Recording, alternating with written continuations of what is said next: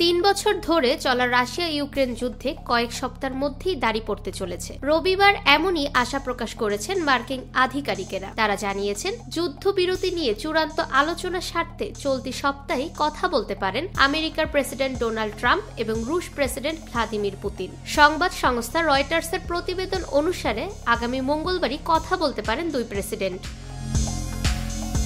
ট্রাম্পের দূত হিসাবে বৃহস্পতিবার রাতে পুতিনের সঙ্গে দেখা করেন মার্কিন দূত স্টিভ উইটকফ। রবিবার তিনি মার্কিন সংবাদ মাধ্যম CNN-কে জানান, মস্কোয় পুতিনের সঙ্গে ইতিবাচক বৈঠক হয়েছে তার। ট্রাম্প এবং পুতিনের সম্ভাব্য বৈঠকও ভালো এবং ইতিবাচক হবে বলে আশা প্রকাশ করেন তিনি।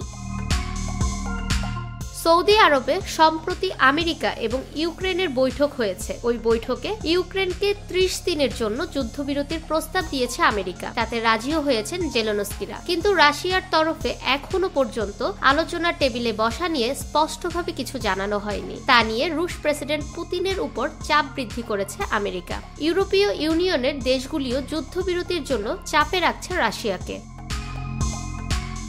একদিকে যখন আমেরিকা উদ্যোগী হয়েছে রুশ ইউক্রেন যুদ্ধ বন্ধ করতে, যখন শান্তি আলোচনার চেষ্টা চলছে, মধ্যস্থতার চেষ্টা চলছে, তখনও রুশ বাহিনী হামলা চালিয়ে যাচ্ছে বলে অভিযোগ ইউক্রেনের। বৃহস্পতিবারই ক্রেমলিন দাবি করেন তারা ক্রুস্ক শহর পুনর্দখল করে নিয়েছে। তারপর থেকেই ইউক্রেন বাহিনীকে আত্মসমর্পণের জন্য চাপ দিয়ে যাচ্ছে রাশিয়া। পুতিন জানিয়েছেন, ট্রাম্পের দেওয়া যুদ্ধবিরতির প্রস্তাব নিয়ে তিনি আলোচনায় আগ্রহী, কিন্তু ক্রুস্কে ইউক্রেনীয় সেনাদের আত্মসমর্পণ করতে হবে। এখনো পর্যন্ত জেলেনস্কি তাতে নারাজ।